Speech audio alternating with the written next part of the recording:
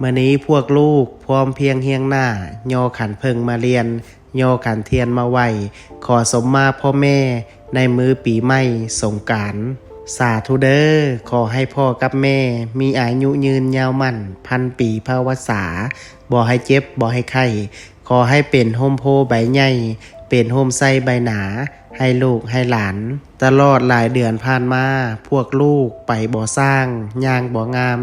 เคยเว้าบ่ม่วนเคยเถียงพ่อเถียงแม่ขอให้พ่อแม่อโหสิกรรมอย่าให้พวกลูกพวกหลานเป็นบาปเป็นกรรม